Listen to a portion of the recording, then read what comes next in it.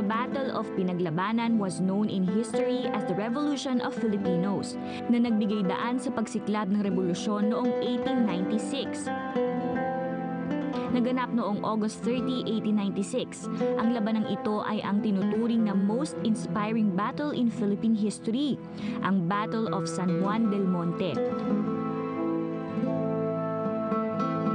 Nilusob ng mga Katipunero ang arsenal ng mga Kastila na tinatawag na El Polvorin.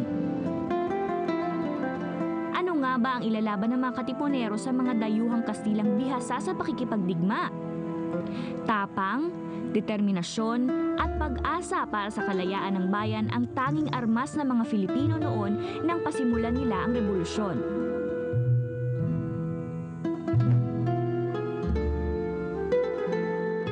Bilang pagkilala sa kabayanihang ito, itinayo ang Pinaglabanan Shrine. Ang sculpture ay ginawa ng malikhaing kamay ng ating national artist na si Ed Castrillo. August 1, 1973 nang itinayo ang shrine at February 4, 1974 naman nang idineklara ang lugar bilang historical site. Ang babaeng nakikita ninyo ay ang nagre-representa sa ating inang bayan. At yung iba naman ay ang mga nagbuwis ng buhay para makamit natin ang ating kalayaan. Sa paligid nito ay ang isang parke. 5 ektarya ang nasasakupan nitong lote, kaya masarap na pasyalan ng mga taga San Juan. Hindi batid sa ilalim ng hagdang ito ay dating merong malaking tunnel kung saan nagtago ang maraming Katipunero.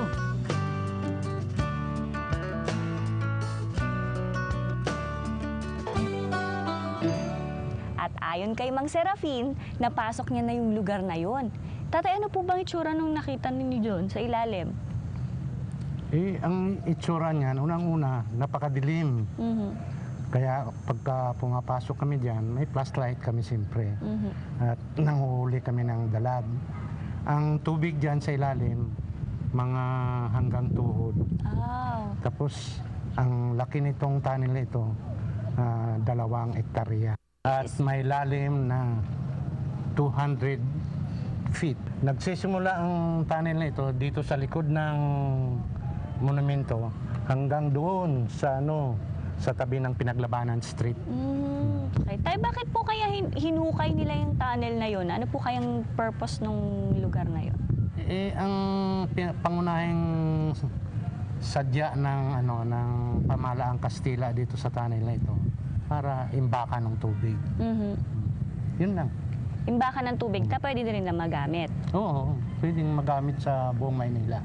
Nagsusupply siya sa buong Maynila. Tinggalan ng tubig nga ito eh. Ang pagdating ng Japanese occupation, ginamit ng Hapon to na depot ng mga war supplies nila. Sabi ng mga pulis, meron pa raw live bomb dyan, mga bomba. Kaya tinakpan nila ang mga exhaust na yan para wala nang makapasok.